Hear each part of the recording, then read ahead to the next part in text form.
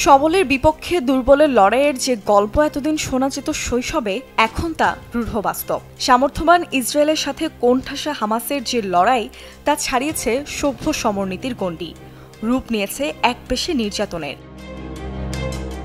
প্রায় ৮ মাস ধরে বিমান ও বোমার উদ্দাম নৃত্য মাতৃভূমিতে, নেই উপত্যকা থেকে বের হওয়ার কোনো সুযোগ। বাহির থেকে সহায়তা আসার যে কটা পথ ছিল, সব এখন ইসরায়েলদের দখলে। খাবারের দেখা নেই দিনের পর দিন, অস্ত্র তো সেখানে অমাবস্যার চাপ। তবে অস্ত্র হারালেই কি হারিয়ে যায় ট্রেনিং? সহায়তা না থাকলেই কি কমে মাতৃভূমিকে রক্ষার প্রতিশ্রুতি? তাই ঢাল নয়, তলোয়ার নয়, মনোবলকে পুঁজি করে চলছে হামাসের লড়াই। অদম্য সাহস আর সমরনীতির দক্ষতায় এখনও টিম করে চলছে প্রতিরোধ,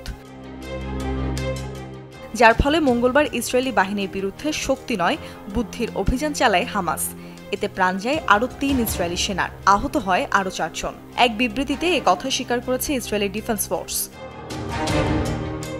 হতাহত সেনাদের পরিচয় প্রকাশ করে আইডিএফ। নিহত হন ২০ বছর বয়সী সার্জেন্ট আমির গ্যালিলভ। ইসরায়েলের শিমশিট গ্রামের বাসিন্দা ছিলেন এই তরুণ। দ্বিতীয়জন মিডরেশেদ বিন গরিয়ানের ২১ বছর বয়সী সার্জেন্ট উরি বার অর। আরেকজন হলেন জোফার এলাকার তরুণ সার্জেন্ট ইডো অ্যাপেল। তারা সবাই নাহাল ব্রিগেডের ৫০তম ব্যাটালিয়নের সদস্য ছিলেন। এ নিয়ে চলমান যুদ্ধে প্রাণ গেল ২৯১ ইসরায়েলি সেনার। ফিলিস্তিনের ৩৬,০০০ প্রাণহানির সামনে সংখ্যাটি নস্যি হলেও সেটি যেন চিৎকার করে জানান দেয়, স্মিত হলেও ঘুরে যায়নি হামাসের প্রতিরোধ, মার খেলেও মরে যায়নি সংগঠনটি।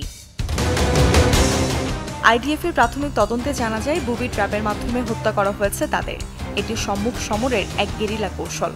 এই পন্থায় মূলত আগে থেকে কোনো স্থানের প্রবেশ পথে বোমা রেখে আসা হয় এবং এর চাবিটি এমনভাবে প্রস্তুত করা হয় যেন হালকা চাপেই তা কার্যকর হতে পারে।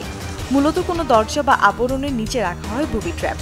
শত্রুপক্ষ না বুঝে দরজা খুলতে গেলেই ঘটে বিস্ফোরণ।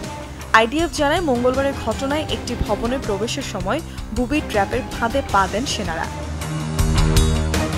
একই দিনে আরও কয়েক এলাকায় এই গেরিলা কৌশলের ফাঁদে পড়ে ইসরায়েল। এদিন একটি টানেলের প্রবেশের মুখে বুবি ট্র্যাপ পেতে রাখে হামাস। এতে আহত হয়েছেন আরও ৩ সেনা। এইরকম আরও একটি ঘটনায় আহত হন ৬১৪ ব্যাটালিয়নের ২ সেনা।